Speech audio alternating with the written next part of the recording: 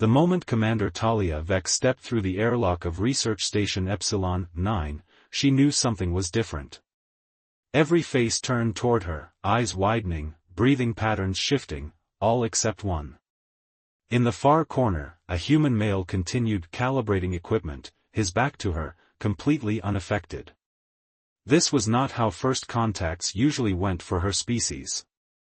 The Novanian's evolutionary advantage, powerful pheromones that subdued potential threats, had become both blessing and curse in interstellar diplomacy. Station commanders typically received warning before a Novanian diplomat arrived, but the emergency research mission had left no time for protocols. "Commander on deck," announced Lieutenant Orloff, his voice already taking on the dreamy quality Talia recognized all too well. The rest of the human crew straightened, their movements becoming deferential, eager to please. All except the one human still focused on his work. Talia approached, her scales shimmering with iridescent blues that betrayed her curiosity. "You," she said, "identify yourself." The man turned, revealing features that were unremarkable by human standards: dark hair, strong jawline, eyes the color of Earth's oceans. What was remarkable was the clarity in those eyes. No dilation. No haze of submission. "Marcus Reeves, Xenobiology Department," he said, offering a proper salute but nothing more. No excessive deference, no nervous fidgeting. Just professional acknowledgement. Talia felt a strange sensation she hadn't experienced in years: uncertainty. "Are you aware of Novanian physiology, Mr. Reeves?" "I've read the briefings," he replied, returning to his calibrations. "Your species produces pheromones that trigger submission responses in most sentient beings. Fascinating evolutionary adaptation. Yet you seem unaffected." Marcus finally set down his tools, giving her his full attention. "That appears to be the case, Commander." Around them, the other humans moved with the telltale signs of pheromone influence, their movements becoming more graceful as they unconsciously mimicked Novanian body language, their voices softening, their efficiency increasing as competitive instincts diminished in favor of cooperative ones. Station Director Powell approached, already exhibiting advanced symptoms of exposure. "Commander Vex, we're honored by your presence. The entire station is at your disposal." "Thank you, Director. I'll need access to all research regarding the quantum anomaly." Talia kept her eyes on Marcus, who had resumed work. "And I'll need Mr. Reeves assigned to my team." Powell blinked slowly. "Of course, Commander. Mr. Reeves is one of our best, though somewhat difficult." Marcus looked up. "I'm standing right here, Director. See what I mean?" Powell smiled indulgently. "You'll find the rest of us much more accommodating." Talia's antennae twitched with interest. "I'm sure I will. Mr. Reeves, walk with me." As they moved through the station corridors, Talia observed how other humans practically pressed themselves against walls to let her pass, their expressions adoring. Marcus maintained a professional distance, neither avoiding her nor drawn to her. "Does it bother you?" Marcus asked suddenly. "Does what bother me?" "Knowing that every reaction you get isn't genuine. That it's biological manipulation rather than earned respect." Talia stopped walking. In 20 years of diplomatic service, no one had dared speak to her so directly about her pheromones. The question should have offended her, yet she found it refreshing. "I've never had the luxury of knowing otherwise," she answered honestly. "I was born with this biology. My species evolved this way for protection."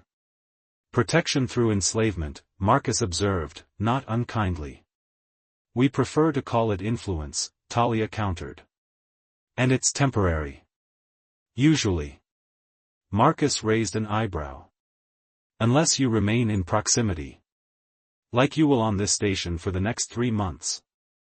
Talia's scales shifted to a defensive crimson. "My mission is critical to both our species. The quantum anomaly threatens Novanian and human territories alike."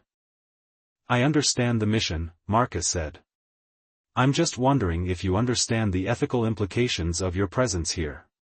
For the first time in her career, Talia felt scrutinized rather than revered. This human saw her, not as an object of adoration or fear, but as an equal to be questioned. It was both unsettling and oddly exhilarating. Perhaps, she suggested, your immunity makes you uniquely qualified to keep me honest, Mr. Reeves. A hint of a smile crossed his face. Perhaps it does, Commander. As they reached the research laboratory, Talia made a decision. In a universe where everyone bent to her will, Marcus Reeves represented something she hadn't encountered before, a genuine challenge. Whatever made him immune might be scientifically valuable, but his unfiltered perspective was potentially more valuable still. The rest of the crew calls me Commander Vex, she said. You may call me Talia. Is that preferential treatment or a test? Marcus asked. Talia's antennae quivered slightly. I haven't decided yet. And for the first time in her life, Commander Talia Vex found herself genuinely curious about what another being thought of her, not as a function of biology, but as a person. Fascinating, Talia murmured, examining the holographic display of Marcus's blood work. Your immune system has an unusual configuration I've never seen in a human before. 2 weeks had passed since her arrival on Epsilon 9, and the effects of her presence were becoming more pronounced among the crew. What had begun as heightened deference had evolved into something closer to devotion. Crew members found excuses to be near her, competed for her attention, and executed her suggestions with almost religious fervor. All except Marcus, who maintained his immunity and his professional distance. Is that why I'm not affected by your pheromones? He asked, leaning closer to examine his own cellular structure. Talia's scales rippled in the lavender pattern that indicated scientific curiosity. Possibly. Your histamine receptors appear to have a unique mutation. The pheromones bind but don't trigger the usual neurochemical cascade. They were alone in the small medical lab she'd converted into a private research space, the only place on the station where she could work without the distraction of adoring humans.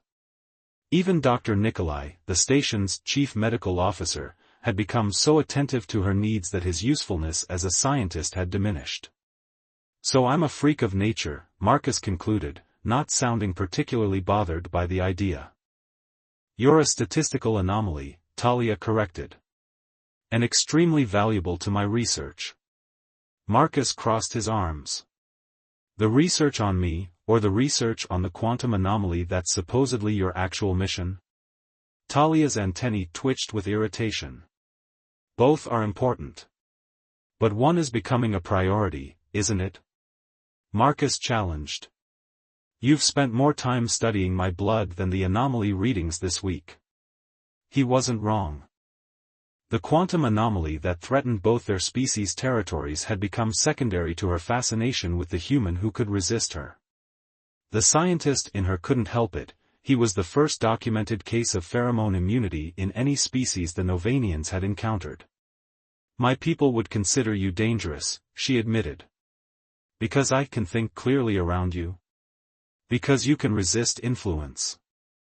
Our entire social structure is built around the certainty of our pheromone effectiveness. Marcus moved to the viewport, gazing at the swirling quantum disturbance visible in the distance. Have you considered that might be why you're struggling to solve the anomaly problem? You're used to solutions coming easily because everyone immediately agrees with you. Talia felt her scales flush with defensive red before she could control the reaction. That's not, she began, then stopped. Was he right? Had she grown complacent in her problem-solving because of her biological advantage? I've been reviewing your notes, Marcus continued. Your approach assumes quantum resonance patterns that follow Novanian theoretical models, but the anomaly isn't behaving according to those predictions.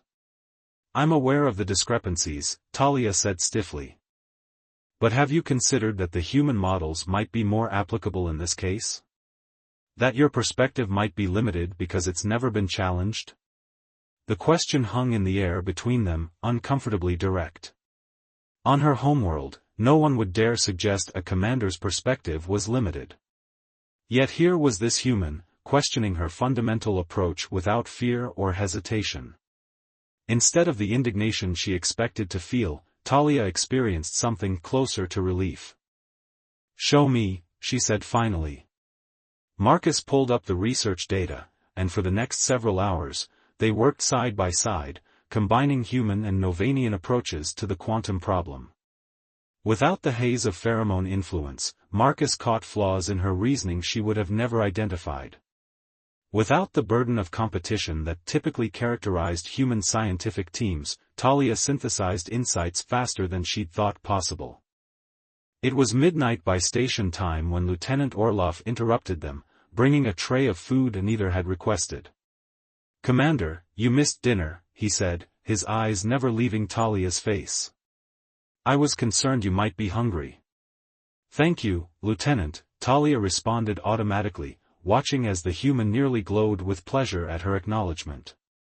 After Orloff departed, Marcus observed, "He's getting worse." "All of them are." "It's the prolonged exposure," Talia admitted. "The effects compound over time." "And what happens when you leave? Do they experience withdrawal?" Talia's scales darkened. "Yes. It can be difficult. But temporary." "Temporary damage is still damage," Marcus said quietly. The weight of his words settled between them. Talia had always considered the pheromone effect a natural part of interspecies interaction, uncomfortable perhaps, but unavoidable. She'd never been forced to witness its progress from the perspective of someone unaffected. "I don't do it intentionally," she said. "I can't stop producing pheromones any more than you can stop producing sweat. But you could warn people. Limit exposure. Create protocols." Marcus's gaze was challenging. "Unless your species prefers the advantage." Talia felt an unfamiliar heat rise along her neck frills, embarrassment, an emotion rare among Novanians. "It's not that simple. Isn't it? Right now, Director Powell would throw himself into that anomaly if you suggested it might help. That doesn't disturb you?" Before she could answer, the station alarm blared. Both of them rushed to the nearest communication panel, where Director Powell's face appeared, his expression serene despite the emergency siren. "Commander Vex, we have a critical situation with the anomaly. It's expanded by 20% in the last hour. But please, don't concern yourself. We're handling it." Talia exchanged a glance with Marcus. The director's calm was completely inappropriate for the severity of the situation, a clear sign of advanced pheromone influence overriding even basic survival instincts. "We'll be right there," she said sharply. As they hurried toward the command center, Marcus grabbed her arm. "This is what I've been talking about. They're compromised, Talia. All of them. Except you," she said, suddenly grateful for his immunity in a way she hadn't been before. For the first time, his expression softened slightly. "Except me." The moment hung between them, charged with something neither had anticipated, respect, perhaps. Or understanding. Whatever it was, it vanished as they reached the command center doors. "We'll continue this discussion later," Talia said. "Right now, we have an anomaly to stabilize." "And a crew too infatuated to think clearly," Marcus added grimly. Talia's antennae drooped slightly. "I'm starting to think my presence here might be as dangerous as the anomaly itself." "Maybe," Marcus agreed, his oceanic eyes meeting hers directly. "Or maybe you just need someone who can see you clearly to help navigate it." As they entered the command center together, Talia realized that in all her years of diplomatic service, she had never felt more seen or more challenged than by this impossible human who remained beyond her influence. And for reasons she couldn't quite explain, that thought was both terrifying and thrilling. Containment field at 38% and dropping. Lieutenant Orloff's voice remained eerily calm despite the catastrophic readings on his console. The quantum anomaly had grown exponentially over the past 12 hours, its swirling mass of distorted spacetime now pressing against the station's protective barriers. The command center had dissolved into a strange dichotomy, equipment blaring urgent warnings while the crew moved with dreamlike serenity. "They're not reacting properly," Marcus muttered to Talia as they worked side by side at the primary science station. "The pheromone effect is overriding their survival instincts." Talia's scales had shifted to the deep crimson of emergency mode, her own biology responding to the crisis even as she fought to contain the situation. "I know. Director Powell should have evacuated non-essential personnel hours ago." As if on cue, Powell drifted over, his expression beatific despite the emergency. "Commander Vex, perhaps you should rest. You seem distressed, and I assure you we have everything under control."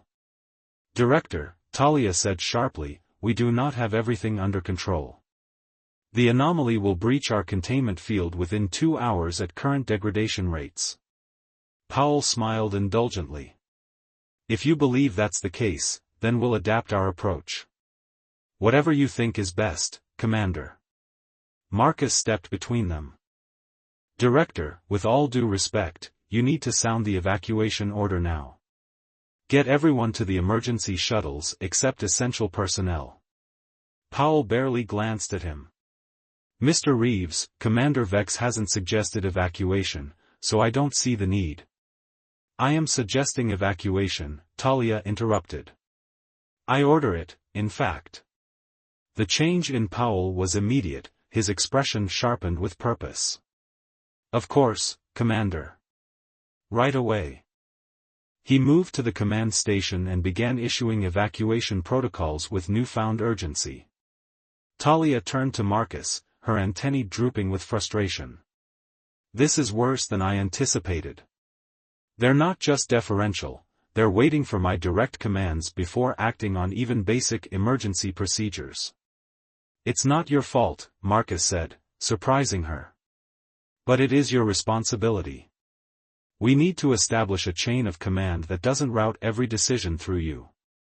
He was right, of course. Talia made a quick decision. "Mr. Reeves, as of this moment, you're my second in command. Any order from you should be treated as coming directly from me." She raised her voice to address the entire command center. "All personnel, confirm acknowledgement." A chorus of "Acknowledged, Commander" echoed through the room, albeit with visible confusion as the crew processed the elevation of the one person who didn't adore their Novanian visitor. "That should help in the short term," Talia said quietly. "Now, let's solve this anomaly problem before it tears the station apart." For the next hour, they worked in tandem, Talia's theoretical brilliance paired with Marcus's uncompromised practical thinking. The solution gradually emerged, a resonance pulse calibrated to the anomaly's unique quantum signature, designed to collapse its expansion. "The calculations are perfect," Talia said, reviewing their work. "But we need to deliver the pulse directly to the anomaly's core structure." Marcus frowned. "The shuttlecraft aren't designed to withstand those gravitational forces." "No," Talia agreed, "but my personal transport is." Novanian technology includes gravitational compensation systems that can withstand the approach. "You're suggesting you pilot it yourself?" "I'm the only one qualified to operate Novanian technology." Marcus's expression hardened. "Then I'm going with you." "That's unnecessary." "It's completely necessary," he cut her off. "You've never piloted through a quantum anomaly before. Neither has anyone. You'll need someone monitoring the pulse calibrations while you focus on navigation." Talia felt her neck frills flare with irritation. "I'm perfectly capable." "This isn't about capability," Marcus interrupted again. "It's about practicality. 2 sets of hands, 2 sets of eyes. And frankly, I'm the only one on this station who can tell you no, if you're about to make a disastrous decision." The truth of that statement hung between them. Everyone else would simply agree with whatever she suggested, regardless of merit. "Fine," she conceded. But you follow my instructions inside the ship. A hint of a smile crossed his face. When they make sense, I will. 30 minutes later, they were strapped into Talia's sleek Novanian vessel, a stark contrast to the utilitarian human shuttles. Its interior gleamed with bioluminescent controls that responded to Talia's touch, the ship itself almost an extension of her biology. As they detached from the station, Marcus studied the ship's design with undisguised fascination. The controls respond differently to you than they would to me, don't they? Yes, Talia confirmed, her hands dancing across the console.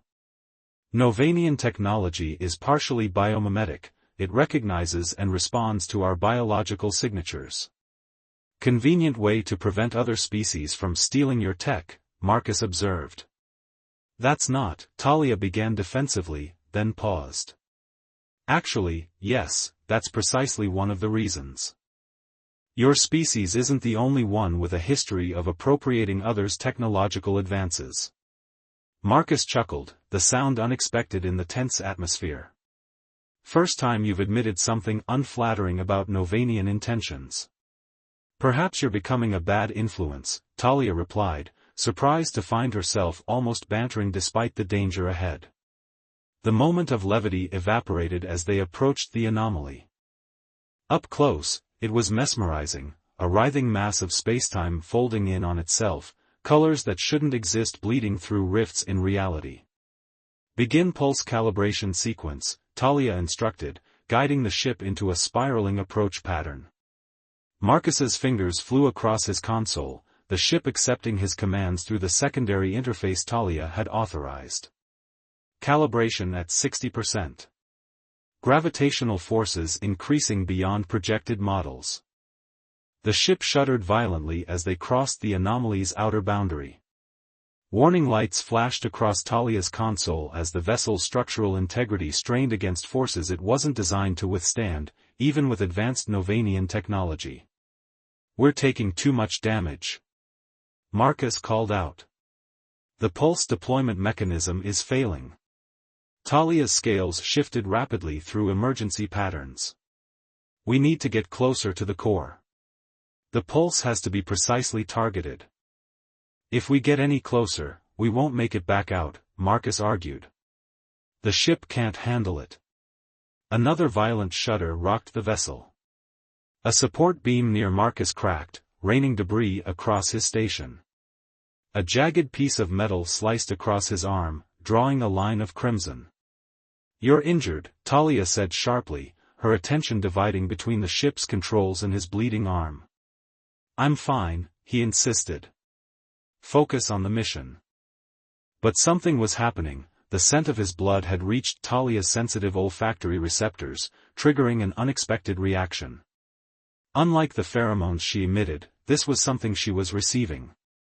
Among Novanians, the blood of a potential mate carried distinct markers, triggering recognition on a biological level beyond conscious control.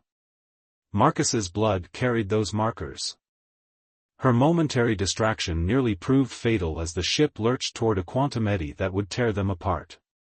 Marcus lunged across his station, bypassing her controls to execute an emergency maneuver that pulled them back from the brink. Talia, he shouted. Stay with me. His voice snapped her back to the present. I'm here, she said, refocusing on the crisis at hand. Deploying pulse in 3, 2, 1. The ship vibrated as the quantum pulse fired from its bow, a spear of energy that penetrated the anomaly's core.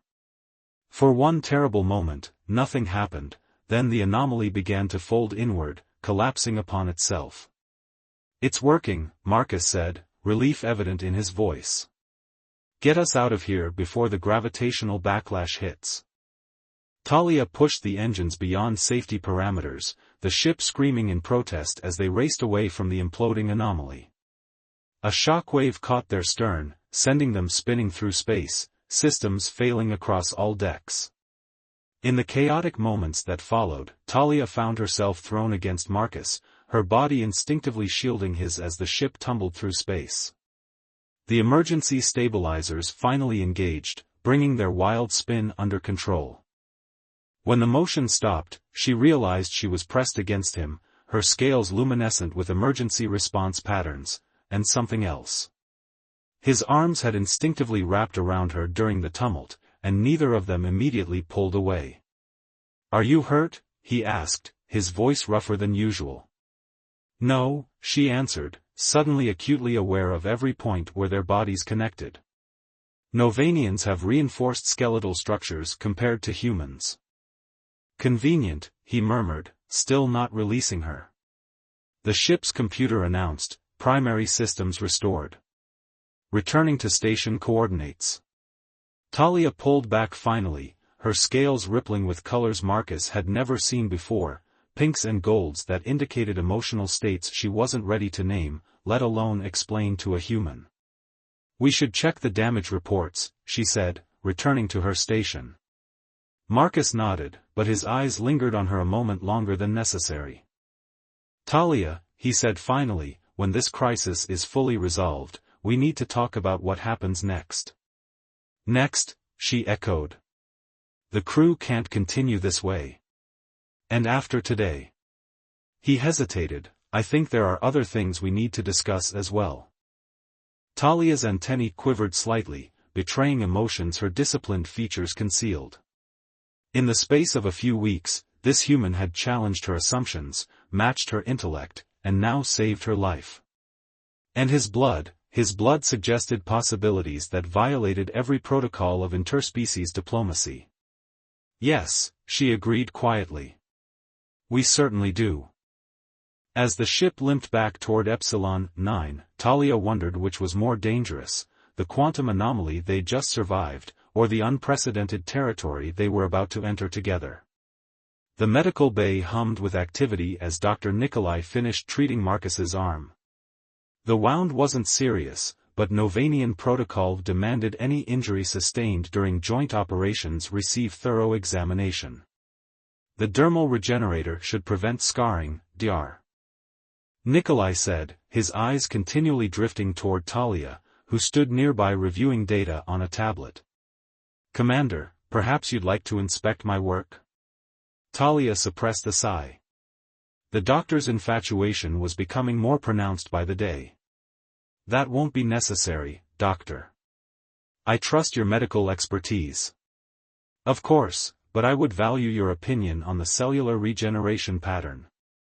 It's quite fascinating how human tissue responds to—" "Doctor," Marcus interrupted, "I believe engineering requested your assistance with crew evaluations following the evacuation." Dr. Nikolai blinked, then nodded as Talia's earlier command-sharing directive took effect. "Yes, of course. Right away." He departed with obvious reluctance, looking back at Talia twice before the doors closed behind him. "Thank you," Talia said once they were alone. His attentiveness was becoming creepy, Marcus suggested, flexing his newly healed arm. "I was going to say distracting, but your term is more accurate." A moment of silence stretched between them. Since their return from the anomaly mission 2 days ago, they'd been consumed with station repairs and crew management. The other things Marcus had mentioned discussing had remained unaddressed. "Your blood sample," Talia said finally, setting down her tablet. "I've been analyzing it." Marcus raised an eyebrow. "Find anything interesting?" "Yes." Her scales shifted to a scholarly blue-green. "Your immunity appears to be linked to a protein structure I've never encountered in humans before. It's similar to a binding agent found in Novanian biology, but shouldn't exist in your species." "Meaning what, exactly?" Talia's antennae twitched with scientific excitement. "Meaning there must have been cross-species genetic transfer at some point in your ancestral line." Marcus stared at her. "Are you suggesting I have Novanian DNA?" "Not exactly. More like, one of your ancestors was exposed to Novanian biological material that altered their genetic structure. The changes were subtle enough to integrate into human DNA and be passed down." "That's impossible," Marcus said. "Humans and Novanians only made official first contact 43 years ago. Talia's scales darkened. Official first contact, yes. Understanding dawned on Marcus's face. You're saying there were unofficial encounters? It's complicated, Talia admitted. Before formal diplomatic relations, there were Novanian scientific expeditions to Earth. Observation only, officially. But there have always been rumors of unauthorized interactions. Interactions, Marcus repeated flatly. You mean Novanians experimenting on humans? Or more intimate encounters, Talia said quietly. Not all contact would have been clinical. The implications hung in the air between them. Marcus processed this information with remarkable equanimity. So somewhere in my family tree, a human and a Novanian. It appears so, Talia confirmed. The genetic markers suggest it was approximately 7 generations ago. Marcus let out a low whistle. That's one hell of a family secret. He looked up at her. But why would that make me immune to your pheromones? Talia moved closer, bringing up a holographic display of molecular structures. Because the altered protein structure in your body recognizes a Novanian pheromones not as a submission trigger, but as something else entirely. What, exactly? Talia's scales rippled with pinks and golds again, the colors she'd tried to hide in the ship. As a compatibility marker, she said carefully. In Novanian biology, these proteins prevent pheromone influence between potential mates. It ensures relationships are formed by choice rather than biological compulsion. Marcus's expression changed as he processed her words. So my body doesn't see you as a threat or authority figure. It sees you as a potential mate, Talia finished when he trailed off. Yes. The silence that followed was charged with new understanding. Marcus stood, closing the distance between them. That explains a lot. Does it? Why I've been drawn to you despite your lack of influence over me, he said. I assumed it was just mutual intellectual respect, but there's been something more from the beginning. Talia's antennae quivered. There's another aspect you should understand. When you were injured on the ship, your blood carried markers that my biology recognized as compatible. It's extremely rare for cross-species compatibility to be reciprocal. So you're saying? Marcus began. Our biology recognizes something our rational minds were slower to acknowledge, Talia said. But there's more at stake here than just us. She activated a larger holographic display showing brain scans of the station crew. These are neurochemical patterns from various crew members. The pheromone effect has reached concerning levels of dependency. If I were to leave now, the withdrawal symptoms could be severe. Marcus studied the scans. But my immunity might hold the key to helping them? Precisely, Talia said. If we can synthesize the protein that grants you immunity and develop a treatment, we could potentially neutralize the pheromone effect on the entire crew. Turning my genetic abnormality into a cure, Marcus mused. But would your people allow that? Wouldn't it be seen as a threat to Novanian diplomatic advantage? Talia's scales shifted to a resolute amber. My people have relied on biological influence for too long. What I've seen here, the excessive dependency, the loss of autonomy, it's not right. We've justified it as natural, unavoidable, but now I know there's an alternative. Marcus reached out, hesitating just short of touching her face. This could change everything between our species. It could, she agreed. It could also change everything between us. Finally, he allowed his fingers to trace the luminescent patterns on her cheek. Talia's scales brightened beneath his touch, responding to him in ways she couldn't control. I need to know, Marcus said softly. Is what I'm feeling real? Or is it just some ancestral genetic quirk? I could ask the same question, Talia replied. Am I drawn to you because you're the only being who sees me clearly, or because your blood speaks to mine? Maybe the answer is both, he suggested. Maybe biology nudges us toward compatible matches, but what we build upon that foundation is our choice. Talia's hand rose to cover his where it rested against her face. Among my people, there's a concept called true recognition, when both biology and consciousness align in selecting a partner. It's considered rare and precious. And terrifying? Marcus asked, noting the slight tremor in her touch. Absolutely terrifying, she admitted with a small smile. Especially when it crosses species boundaries and diplomatic protocols. Their faces were close now, the tension of weeks building toward an inevitable moment. Marcus leaned forward, his lips brushing against hers in a tentative question. Talia answered by pressing closer, her arms sliding around his neck as the kiss deepened. For Talia, it was unlike anything she'd experienced, no pheromone haze mediating the connection, just pure, uninfluenced desire. For Marcus, it was the culmination of an attraction that had defied biological manipulation from the start. When they finally separated, both slightly breathless, Marcus said, "I think we just created a diplomatic incident." Talia laughed, the sound musical and unfamiliar even to her own ears. Possibly the first of many. "So what now?" he asked. "We develop a treatment for the crew, and then what?" Talia's expression grew serious. "Then we face the consequences of challenging decades of Novanian diplomatic policy. My government won't be pleased with a pheromone neutralizer becoming available. Will you be in danger?" "Perhaps," she admitted. "But I have scientific evidence supporting my case. And witnessing this station's crew lose their autonomy has convinced me it's the right thing to do." Marcus's fingers intertwined with hers. "We make the treatment together, then. And whatever comes after, we face it together too." Talia felt something unfamiliar bloom within her, hope, mixed with an emotion Novanians rarely acknowledged but humans prized above all others. Together, she agreed, sealing the promise with another kiss.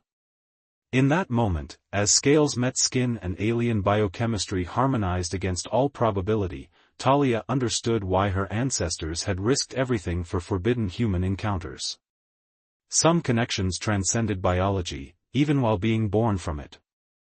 The revelation wasn't just scientific, it was personal, profound, and would change everything. Neurotransmitter levels normalizing. Pheromone binding sites showing reduced activity. Dr. Nikolai reviewed the medical data scrolling across his screen with clear eyes, clearer than they had been in weeks. "The treatment appears to be working, Commander." Talia nodded, studying the brain scans of the 12 crew members who had received the first batch of the synthesized immunity protein. After 5 intensive days of laboratory work, she and Marcus had developed a treatment derived from his unique genetic structure. The initial results were promising. "How do you feel, Doctor?" Marcus asked. Dr. Nikolai considered the question carefully. "Different. More of myself. It's difficult to describe, but it's as if a fog has lifted." He looked at Talia with newfound professional distance. "I believe I owe you an apology for my behavior, Commander." "No apology necessary," Talia assured him. "The effects were biological, not personal. Still, I'm grateful for the treatment." He paused. "Though I admit, I'm curious why you pursued this solution. Most Novanians consider the pheromone effect a diplomatic advantage." Talia's scales shifted to thoughtful purple. "Advantages that come at the expense of others' autonomy aren't advantages worth keeping." As Dr. Nikolai returned to monitoring the treatment recipients, Marcus touched Talia's arm gently. "You realize what you've done, don't you? Once this treatment protocol reaches official channels, interspecies diplomacy will never be the same." "I know," she said quietly. "My superiors have already requested an explanation for my unauthorized research. The diplomatic corps is not pleased. Will there be consequences?" Talia's antennae flattened slightly. "Almost certainly. But I've transmitted the complete research data to both Novanian Scientific Academy and Earth Alliance Research Division. The information is public now, it can't be buried. Marcus's expression darkened. Could they recall you? Force you to return to Novanian space? They could try, Talia replied with a hint of defiance that would have been unthinkable in her pre-Marcus existence. But I've formally requested extended assignment to this station as Novanian Scientific Liaison. Director Powell has already approved it. Powell approved it? Marcus raised an eyebrow. Even while under pheromone influence? After receiving the treatment, Talia clarified. I wanted his unimpaired judgment on the matter. Marcus smiled. Practicing what you preach about autonomy. Trying to, she agreed. They walked together through the station corridors, noting the subtle changes as more crew members received the treatment. The excessive deference was fading, replaced by respectful professionalism. No one pressed themselves against walls when Talia passed. No one's eyes glazed with adoration. For the first time in her life, Talia was experiencing interactions based solely on her rank, achievements, and personality, not her biology. It was both liberating and terrifying. Any regrets? Marcus asked as they reached the observation lounge.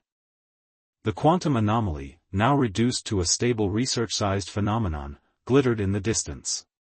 Talia considered the question as they gazed at the stars. About the treatment? No. About the diplomatic fallout? No. She turned to him, her scales shifting to the now familiar pinks and golds that only he could properly interpret. About us? That's more complicated. Marcus leaned against the viewport. Complicated how? You were an anomaly, an unexpected variable in my carefully ordered existence, she said. Now you've become essential to it, and that's unfamiliar territory for me. For me too, he admitted. I've spent my life being the outsider, the one who didn't quite fit in, who questioned too much. Now I understand why. Your heritage, Talia nodded. More than that, Marcus said. I was waiting for someone who would value those differences instead of finding them inconvenient. His hand found hers, fingers intertwining. Someone who needed me precisely because I could resist her. Their physical closeness had evolved naturally over the past week, a touch here, a caress there, stolen kisses in the laboratory when the day's work was done. Each contact was a discovery, an exploration of unfamiliar territory. Human warmth against Novanian luminescence. Soft skin against responsive scales. The immunity treatment changes things between us too, Talia said softly. Others can now resist me as you do. I'm no longer unique in my need for you. Is that what you think? Marcus pulled her closer. That I'm only valuable to you because I was immune? No, Talia said quickly. But I wonder if what we feel is still special now that others can experience it too. Marcus laughed softly. Talia, the treatment grants immunity to your pheromones. It doesn't create what we have. His thumb traced the patterns on her wrist, sending ripples of light cascading up her arm. This connection, biological compatibility paired with mutual respect and understanding, that remains uniquely ours. Her antennae quivered with emotion. You're very wise for a species that only achieved interstellar travel a century ago. And you're remarkably adaptable for a species that relies on biological certainties, he countered with a smile. Talia's communicator chimed, interrupting the moment. The message displayed was brief but significant. Her formal request for extended assignment had been approved by Novanian High Command, but with conditions. She was to submit regular reports on the cultural implications of widespread pheromone immunity. They're treating it as an anthropological study, she said, showing Marcus the message. A face-saving measure to avoid acknowledging the ethical implications. Politics is politics, in any species, Marcus observed. At least they're not bringing you home for disciplinary action. Not yet, anyway. Talia set the communicator aside. But this gives us time. Time for what? To see where this leads, she said simply. To explore what happens when biology suggests a path but leaves the journey itself to choice. Marcus stepped closer, his hands framing her face. I already know where I want it to lead. His kiss was different this time, more certain, more demanding. Talia responded with equal intensity, her scales luminescent with desire. What had begun as tentative exploration was evolving into something deeper, more primal. When they finally separated, breathless, Talia's entire body was aglow with patterns Marcus had never seen before, ancient Novanian biology recognizing what her conscious mind had already accepted. My quarters or yours? Marcus asked, his voice rough with need. Mine are larger, Talia replied, a smile playing at the corners of her mouth. And the environmental controls can be adjusted for multiple species' comfort. Always the practical diplomat, he teased, but there was tenderness beneath the humor. Later, as they learned each other's bodies, the unexpected sensitivities, the alien pleasures, the surprising compatibilities, Talia understood why her people had both feared and coveted such connections. There was power here, but not the kind that subjugated. This was power that transformed, that created something new from the meeting of different worlds. Marcus traced the bioluminescent patterns that flowed across her scales, patterns that responded to his touch in ways no Novanian could experience. You're beautiful, he whispered, the words simple but profound. Talia's fingers mapped the contours of his body, so different from her own yet somehow perfectly complementary. So are you, she replied, discovering how human skin flushed with pleasure, how human eyes darkened with desire. Their joining transcended simple physical satisfaction. It was exploration, affirmation, discovery, each touch a new frontier, each response a revelation. Two species finding harmony where none should exist, creating pleasure unique to their specific combination of biologies. Afterward, as they lay entwined in the dimmed light of her quarters, Marcus asked, what happens now? With us, with your people, with the treatment? Talia's scales pulsed with contentment as she rested against him. The treatment will spread, it's inevitable. Our species will need to develop new ways of interacting without the pheromone advantage. And us? Relia led her family to safety, her heart heavy with worry. She had promised Ethan they would leave together, but now, she wasn't sure if he would make it. As they reached the edge of the settlement, Relia turned to her mate, Kale. Take the younglings and go. I have to go back. Kale's eyes widened. Relia, no. It's too dangerous. I can't leave him, she said, her voice breaking. He saved us. I have to save him. Before Kale could protest, Relia turned and ran back toward the facility. Her heart pounded as she retraced her steps, her mind racing with fear. When she reached the facility, she found Ethan surrounded by soldiers, his body battered and bleeding. Ethan, she screamed, rushing to his side. Ethan looked up, his eyes filled with pain. Relia, you should have left. I'm not leaving you, she said, her voice fierce. She stood, her blade drawn, and faced the soldiers. If you want him, you'll have to go through me. The soldiers hesitated, but before they could act, reinforcements arrived. Relia and Ethan were outnumbered, but they fought with everything they had. In the end, they managed to escape, but not without cost. As they stumbled into the forest, Ethan collapsed, his strength finally giving out. Relia knelt beside him, tears streaming down her face.